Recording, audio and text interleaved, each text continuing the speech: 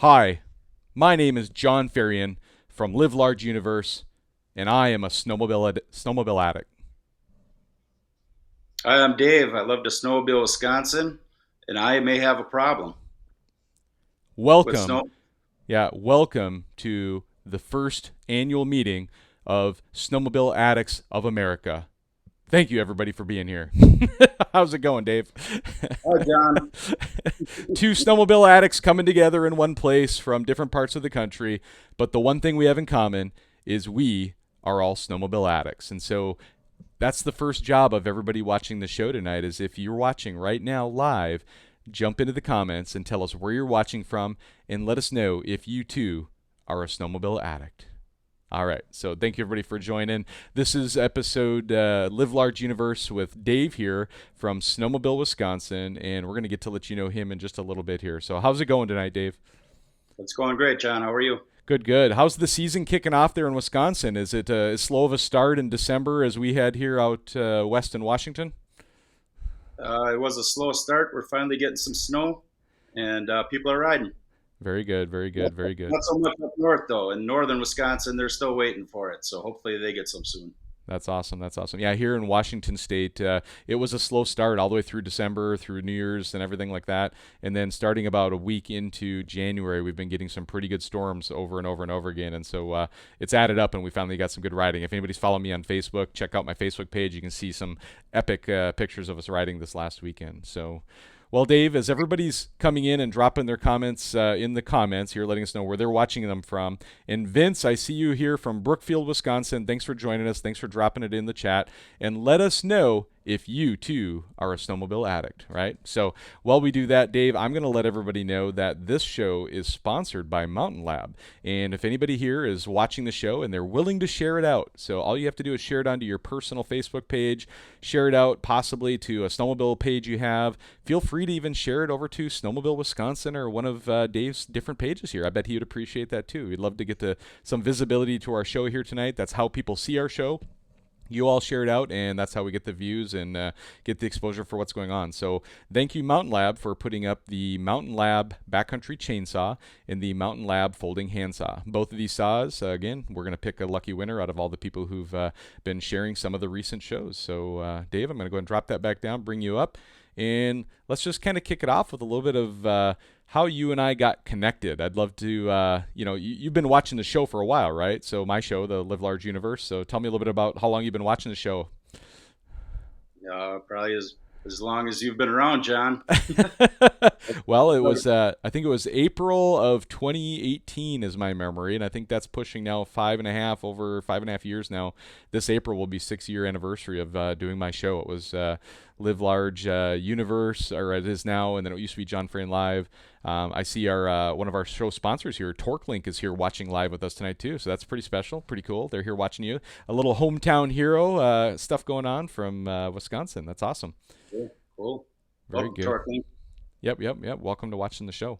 But yeah, so you have been watching the show for a while, and it had gotten on my radar in recent months over this last season that you kept popping up in my feed of someone who was constantly in here watching, adding comments, sharing the show, really, frankly, being a big supporter of what we're doing here on this podcast.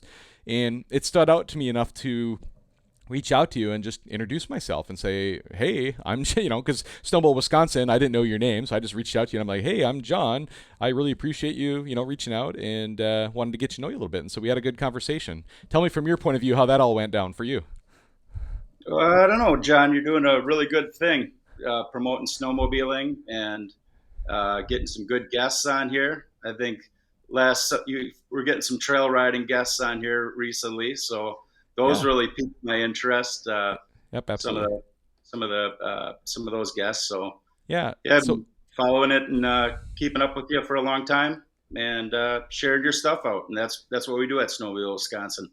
perfect, Promote, perfect. promote other snowmobilers and things of that such. So Yeah, and that's awesome. And I love these situations like this where you have a page that's fairly well known, but nobody really knows the guy behind the scenes. And so to me, this is kind of a fun experience to be able to, everybody may know Snowmobile Wisconsin, the page, right? But very few people know Dave the guy behind the scenes. And so tonight's their opportunity to kind of get to know you a little bit, get to learn about why you're so passionate about this sport and why you do what you do with your pages and some of the things that you're really passionate about. I mean, some things we're going to touch on tonight are things like, clubs. We're going to talk about the trails and the trail systems. We're going to talk about landowner access on these trail systems. We're going to talk a little bit about, supporting the community and the businesses that are revolving around this sport. The riding itself and maybe some of your favorite riding areas. We'll talk a little bit about the safety aspect of the sport, speed, staying right, alcohol. People like to unfortunately drink and ride sometimes, and we'll talk a little bit about the impacts on that. And then just staying on the trails, and especially in an area where you have a designated trail system, staying on the trails is a big part of that experience, and we'll get into that tonight a little bit too. But I'm excited to talk everybody through this. This is awesome.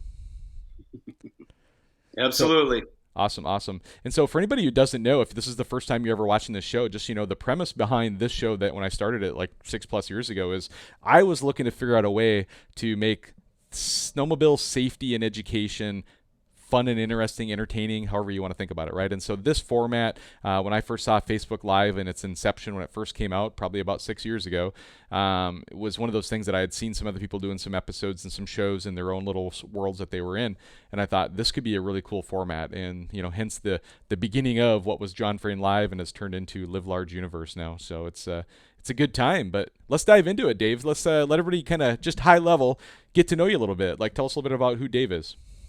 I'm from Sussex, which is west of Milwaukee, Wisconsin, and I'm married. I have 2 young daughters, and I love to snowmobile, and I love to trail ride my snowmobile. Very good, very good. Yeah. And you started snowmobiling as a kid. Let's talk a little bit about kind of your history of, how you got into snowmobiling and a little bit about your journey that brings us up to kind of where we're at today. So give us a little deeper aspect about how snowmobiling has been a big impact in your life and kind of how you've gotten here. As a kid, my brother was the big snowmobiler, so he talked my dad into getting our first snowmobile, which was a Evinrude Bobcat. Yep. And we rode that thing around the yard probably a million times. And as we got closer to 12, where we could ride the trails, he talked my dad into buying 2 late 80s XLVs and a trailer. Yeah. And we became a snowmobiling family after that. So my brother got his wish, and you probably said about roughly what year was that? That was in the early 90s. So early 90s, you ended up with a couple of, your dad went out and picked up some sleds for you guys. That's Yeah. awesome. Well, my brother probably drove it all. My dad was just a vehicle. That's awesome. So we'd go up to northern Wisconsin and snowmobile as a family. And then me and my brother could go, my parents would hang back or hang with friends, and Yeah. we could go. That was freedom. That was freedom for us at 12 years old to hop on the trails, and that's where the adventure began. To go, hey, let's go to Three Lakes, let's go to Eagle River, let's go to another town, let's ride some trails. So Yeah, it's crazy to think, and for a lot of folks who do watch my show regularly, like, the concept of a trail network like Wisconsin and Minnesota is really inconceivable because, like, for example, here, the trails that we go to a trailhead, and we literally ride a trail from the trailhead, and we gain elevation. And a lot of times these trails aren't super long, and they may or may not even connect or network to another trail or another trail system. And so our trail network really is designed as a way to go from your vehicles down at lower elevation up to the riding areas, up into the alpine or kind of the tree areas and stuff like that we ride. And the concept of a network like you have in Wisconsin is, describe it a little bit for those who maybe not know. Like, I mean, I could say a lot of things because I've got a lot of experience with it, but I'd love to hear your perspective on the ability to, like, for example, think about things like, do you have to trailer to go snowmobiling? Can you just leave from your house? Can I go anywhere, to a gas station, to a restaurant? Can I go from one town to the next? Can I saddle bet? All these things that I think of when I think of those areas. Talk us about, like, what network of trails in Wisconsin is like and what it allows you to do and how you ride it. Well, it's very extensive. There's 25,000 Wow. miles of snowmobile trails in Wisconsin. I think Wisconsin has the most snowmobile trails in the nation. So, and yeah, you can go pretty much anywhere, John. I mean, if you can ride from your house, a lot of people do. A lot of people trailer. A lot of people trailer up north. They have cabins in northern Wisconsin or on lakes, or they ride their lakes to the trails or whatnot. And what I think is really cool is Wisconsin has corridor trails, kind of Okay. like like the interstate highway system. So north and south are even numbers, and east and west are odd numbers, Nice. and you can ride from one side of the state to the other on one trail. Yeah. So I think it goes from 1 to 45 ish, and Yep. then it goes from two up north all the way down to 42 or something like that. Yeah. So Yeah. which really helps you. You know, you can stay on Corridor Trail 7 and make your way and really find out where you're going. So, Yeah, that's awesome because again, the ability to kind of like I remember living in Minnesota, it was literally you open the garage door. I didn't even have to trailer anywhere, and I could ride out of my garage within a quarter to a half a mile, typically hit some kind of a trail network and ride all day long, and maybe not even hit the same spot twice in some cases if I made a big loop out of it.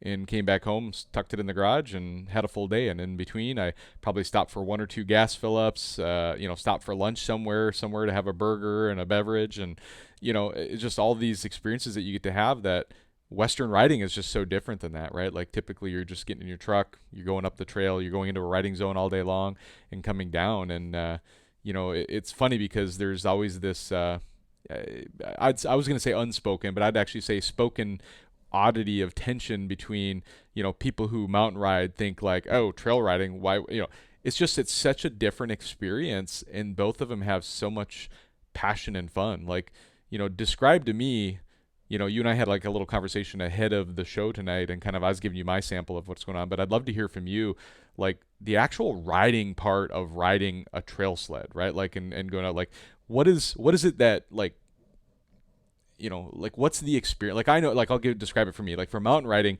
it's the sensation of just being able to float over the deep epic powder and get into terrain that maybe some places no human has ever been, and that idea of complete exploration. But I know my reasons why I love trail snowmobiling is sometimes different than that, right? And so I'd love to hear from you, like what is it about trail riding and Midwest riding that you love, and what are you so passionate about, and what are those emotions and feelings that you're embracing as you go through it? I think snowmobiles are fast, and you go fast and you get out on the trail, and a lot of the trails have changes in elevation and a lot of turns and twists, and you get out and get that throttle therapy, and let Yeah. her go. Yeah, Yep. then you get in your own headspace, and it's nothing like it. Yeah, no, it's awesome. It's literally, it's a combination of, because in a mountain sled, speed is not a big deal, right? Like we're not out there trying to go fast, but on a trail sled, like, the acceleration, it's almost like a sport bike. Like if anybody's into motorcycling, you think of like a sport bike type experience of, your 0 to 60, or I'm sorry, trail limits are 50, right? And most areas are 45. So from 0 to 45, right? Just so we're all clear, everybody's following the rules and not breaking any laws, right? Especially those people who do their torque links, high performance setups, they really want to go from 0 to 45 really fast, right? Is that how that works out there? Well, it's 55 at night, but otherwise, John, you can go as fast as you like as long as you're safe. Awesome, awesome. Good news, good news. Which Um, is a main thing to to control your speed. I mean, yeah, that's one of the main factors of trouble that comes from trail riding, yep. of people going too fast and causing harm to themselves or somebody else. So Yeah, yeah, we can get into some of that here in just a little bit, but no, that's awesome. I'm so glad we're able to talk a little bit about kind of what the experience is like too. And I would add to it, and again, having ridden both mountains and trails, like the feeling and the memory I have that was so much fun was the ability to kind of like on a wide sled that was not very tippy, it was very stable, and a short lug track that the back end was kind of loose. It almost gave you that feeling and that sensation of almost like a drift car, where you could go down a trail without even having to be very high speed, but just that feeling of the back end kind of being loose around the corner, and it's almost like you're floating through the trail system, and it's almost like a video game is what my memory tells me, like as we go through it. But believe it or not, it's been years now at this point that I've been on a trail sled, probably pushing 15 years, for 13 to 14 years for sure. And it's something that's on my bucket list. I want to go back and do again, is whether it be in Wisconsin, Minnesota, or out on the East Coast. Just fly out sometime in the middle of the winter and try to ride with some folks. So hopefully we'll make that happen someday. So, you're welcome here in Wisconsin, John. Come out, we'll show you a good time. yep, there's no arrest warrants for me in Wisconsin. I can vouch for that. So we're good to go. I can come back there still. I, Very I, nice. I think were talking about the mountain guys versus the trail guys. I think the Yeah. mountain guys say, "Oh, that's boring, just riding the trails," and I think the Yeah. trail guys say, "I don't think I want to be out there digging my sled out Yep. all day Exactly. long," whatever Yeah. like that. So, Yeah, the few of us who've been able to do both and have an awesome time with it, it definitely is. There's the benefits to both of them, and they both are fun in their own unique ways. But they are definitely a unique experience. So, I tell people who, mountain snowmobiling. One of the things that about it versus any other sport is that it's one of the few, if not only, sports where, depending on the snow conditions and where you're at, like if you're on a flat trail, you ride it like an ATV, like you would a Midwest trail sled, right? Like you turn right to go right, you turn left to go left, and you kind of just lean into the corners and all that.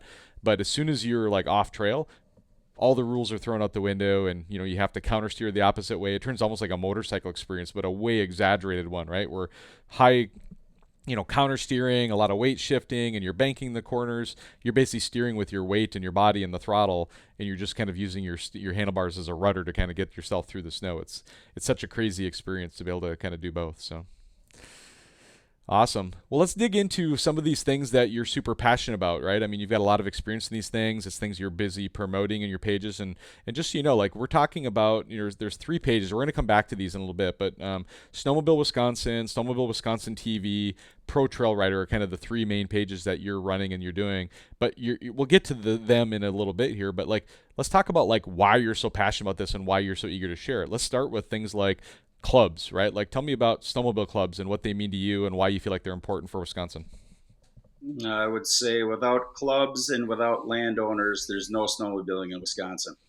The clubs put the trails in every year, take the trails out every year, Yeah. maintain the trails. I mean, the clubs and the landowners are the basis of everything, I'd say. Oh, absolutely, absolutely. And so, what experience do you have, like in the clubs, and personally dealing with either landowners or helping with like clubs, and kind of seeing firsthand what they're doing? I sponsor 2 clubs in Wisconsin: the Nutterville Snow Nuts and the Shoot Pond Snowmobile Club. Yep. And just going to fundraisers, and I mean, anybody can support. That's pretty much what it is. You don't have to get super involved with a club. A lot of people feel that way. Go Yeah. to a fundraiser, join a club. A lot of you can join online, Yep. pay dues. You know, um, it really works with the trail pass system that they have now, where you'll get a discount on your trail pass by joining a club. So Yeah. So something I noticed from moving from Minnesota to Washington, there was a major difference in how the clubs operated, and I'm curious kind of what you know about the Wisconsin clubs. So in Minnesota, the clubs actually own the grooming equipment and own the contracts with the state to be able to do all the grooming. They did all the trail maintenance and all the clearing. Versus Wisconsin, it's actually done all through contractors. It's actually not the clubs themselves that own the equipment and do the grooming. They are a whole different aspect. So it was a very different experience. So tell me a little bit about like the clubs in Wisconsin. Do they, is it the same as Minnesota, or like just elaborate on that if you would? I believe they own all their equipment, and they fundraise and they get grants and stuff like that to buy groomers and signs and everything that they have. So Yeah, and so the clubs obviously between like the state grants and the funding that's there, also are doing all the volunteer work to kind of maintain and keep up the trails. I think it's very similar to what happens in Minnesota as well. So absolutely, yep, all volunteers. So very good. hardworking volunteers that we all appreciate. Yeah, and those miles and miles of trails, again, the contrast between Western riding and, Midwest riding is that landowners, like, tell us a little bit about, like, you may not know an exact percent, but like, what percentage roughly of the trails cross private land and landowners versus, public state land? I would probably say most of them in Yeah, yeah. Wisconsin. Yeah, I mean, I've heard number. I mean, again, nobody knows the exact statistic, but it's probably 80 to 90% of all the trails at least cross, if not are mostly on private land. And again, for those who may not understand the impact of that, how do you, as a snowmobiler in Wisconsin, think about it as you're crossing that land in regards to things like staying on the trail and noise and speed and being a nuisance? Like, tell us kind of how you're thinking about that. Well, I think the a good way to look at it is the landowners are somebody's neighbors, and when you're out riding, you should treat them like they're your neighbor. Yeah, If your neighbor, if you didn't have somewhere to ride, your neighbor said, hey, come ride on my land, but only ride on this certain portion, and you went to go there, you wouldn't ride all over the place, would you? You would stay where your neighbor told you to ride, or else your Yeah. neighbor would say, hey, I'm not going to let you ride here anymore. Yeah. So And that's pretty much what it comes down to, where people go out and they ride wherever they want, and the landowner obviously doesn't like that, so then they're going to shut down a trail. yeah, And then people don't realize that these trails are there by the grace of these landowners, and for us not following the request of the landowners by staying on the designated trails, there's a ton of risk to these landowners literally just closing off access. Like, how many times is your alfalfa field and a farmer going to get run over before you're so upset that you're going to just shut down the entire area?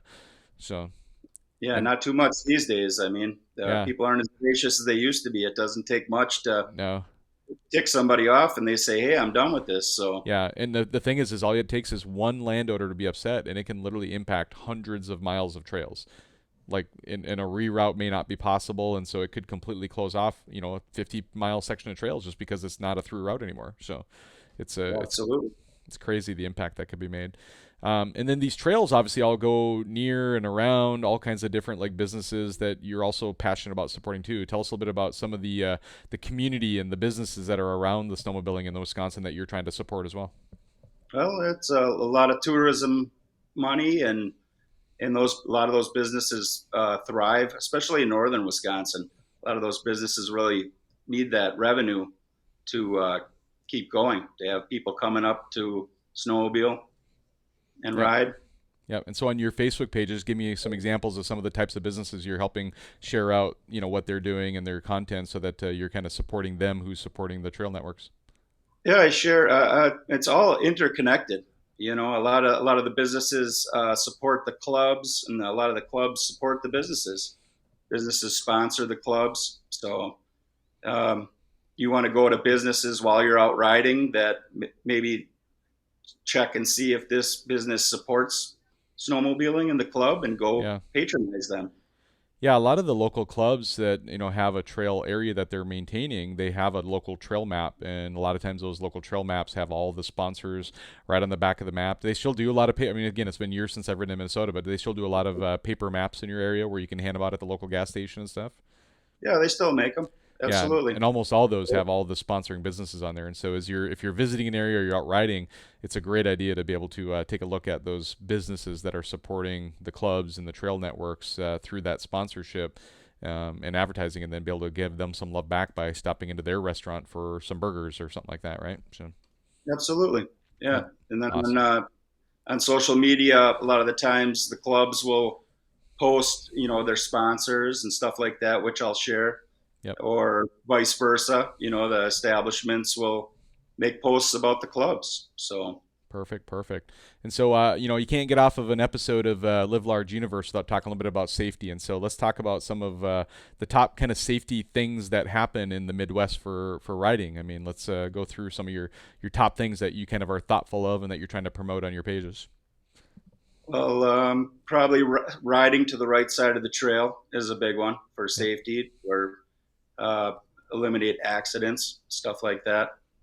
Um, Drinking is always a thing. I mean, this is Snowmobile, Wisconsin. I'm from Wisconsin, which everybody knows.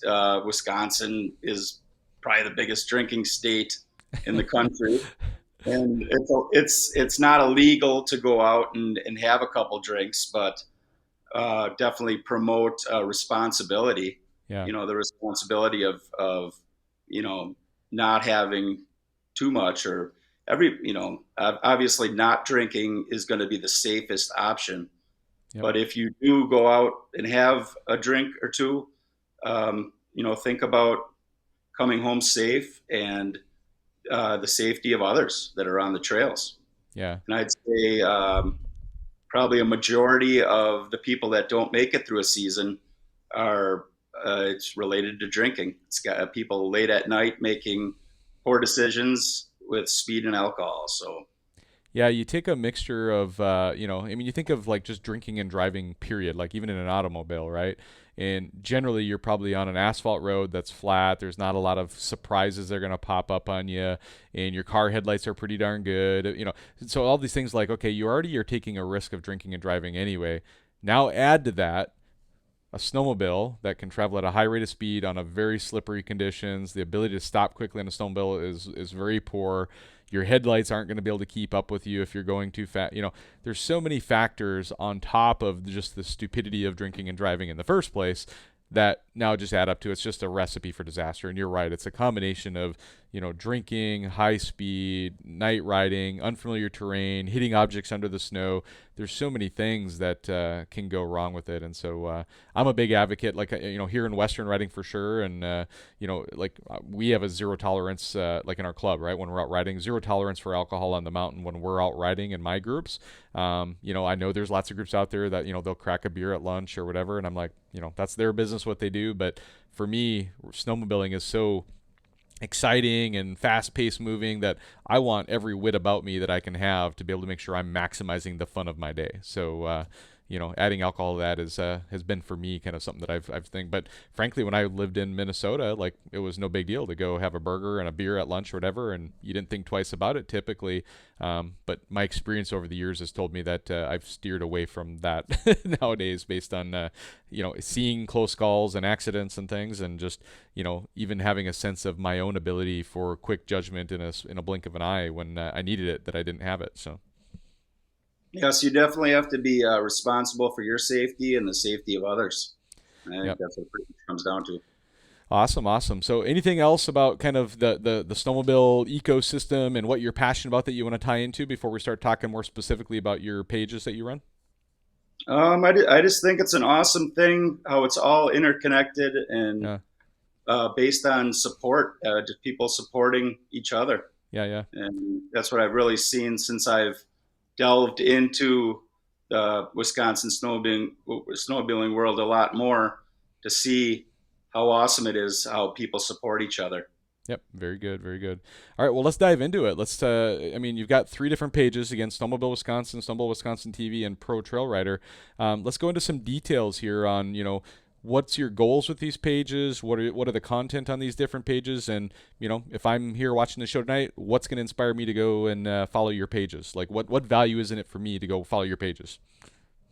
Well, when I started, I'm somewhat of a photographer, and I've always been taking pictures. So I had a Yep. lot of pictures, and I was looking to see where I could put them, and I decided to create a snowmobile page to put my pictures out on and stuff. And that really led me into learning a lot more about snowmobiling to a high degree, and got me rolling to not only share my content and try to create cool content for people to see, and showcase different areas, different trails, different establishments, and all the kinds of things that are awesome here in Wisconsin, Yeah. but support the clubs and the organizations and everything else. So I really learned, there's a lot more to snowmobiling than just hopping on a snowmobile and driving down the trail. Yeah, I mean that one statement means a lot, and I can relate to that for sure. Is the idea that even in our local club pages and Facebook pages that we have here in the Pacific Northwest, is something as simple as reminding people to renew their tabs and get their snow park permits and stuff like that. For us out here, it turns into this controversial thing where people get all kind of pissy about the fact of like, I'm not paying my registration fee until they do a better job of grooming the trails. Like, the reality is, if people quit paying the registration fees, we're not going to have any groomed trails. And eventually, if we don't have enough registered sleds, guess what? The state is going to look at it as like, well, why do we have this infrastructure for snowmobiling if we don't have any snowmobiles? Because if there's no registrations, that means there's no snowmobiles, right? Like, that's what it means. It doesn't mean that everybody's out there just illegally riding, right? Like, wink, wink, nod, nod. Heads up, everybody. At some point, it's going to catch up with everybody if we don't have a large part of our community supporting the infrastructure that's happening. And that comes through things like clubs, the businesses, paying your registration fees each year, getting your trail tabs. Depending on the state you're in, it all means something slightly different. but look in the mirror every day and wonder, am I part of the solution or am I part of the problem, right? And I think it would be pretty hard stretch for some of the people that I know that I've seen on these Facebook pages, not necessarily yours, but like on some of the ones I've seen out there just publicly, where they're just so kind of being asinine about this idea of like registering their sleds and being part of the funded program that requires us to have for snowmobiling. So Absolutely. Yeah, I think it doesn't take much to give back and go to a fundraiser. I would say currently we have got a lot of snow in southern Wisconsin, yep, and just in the past week I saw a lot of brat fries and little fundraisers popping up, and people are out riding anyway, so yeah, they can congregate, go to a bonfire, uh, buy some food, buy some drinks, and support snowmobiling. very nice, very nice. And It's so cool down here lately to see like a lot of families. A lot of that's awesome. families. I've been to a bunch of kind of a lot of people go to northern Wisconsin and travel, and that's a big tourist area. And it seems like in the southern Wisconsin, a lot of people aren't. This year, it's kind of different, where people are actually trailering to a lot of these southern areas that don't get a lot of tourism. It's Nice. usually just local people riding and families and stuff like that. So Very good. And so I know you talked a little bit about kind of the pages in general, but like the three different ones, Snowmobile Wisconsin, Wisconsin TV, Pro Trail Rider, what are the difference between those pages and the content that I could expect to see on either or either one? I don't know if you kind of touched on that, but if you can give us a quick recap, that'd be awesome. well, Snowmobile Wisconsin is kind of a news page that I share a lot of awesome posts and information along with my content. So you'll see people grooming. I'll put up fundraisers, other trail riders that are out there, and all stuff like that. And Snowmobile Wisconsin TV is all content that I make. I make videos of stuff you see on the trails and pictures and all kinds of stuff.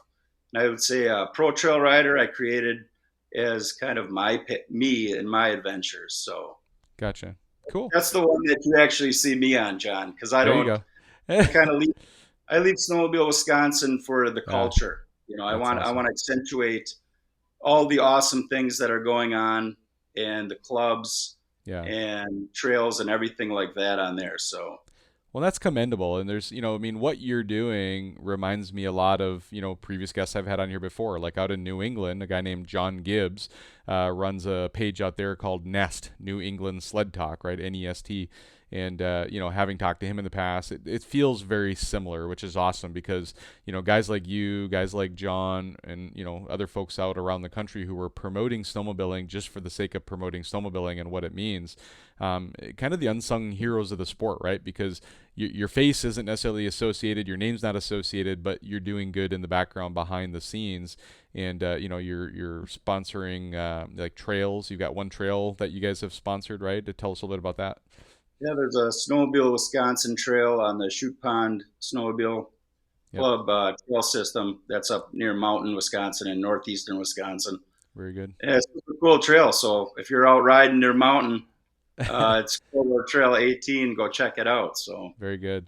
But I mean, that's just one example of all the different things that you get involved in that you're doing, and sponsoring different events and clubs like you've mentioned earlier and stuff too. And I just want to give a big thank you and a shout out, and kind of why I've asked you to kind of come on the show and share your story is, give you a little bit of deserved recognition for all the hard work you've been doing over the years, and wish you well and wish you luck, going into the future, and hopefully this continues to do well for you.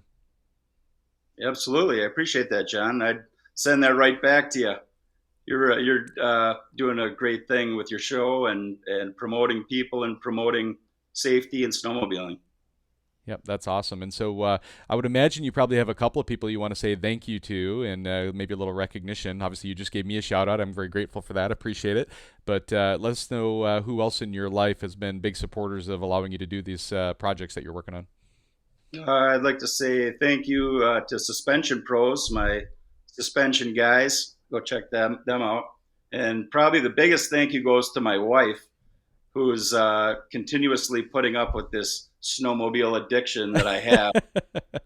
And between my wife and my daughters, they're constantly looking at me in disbelief as I come up with a new idea that we're going to go off on. So Very nice.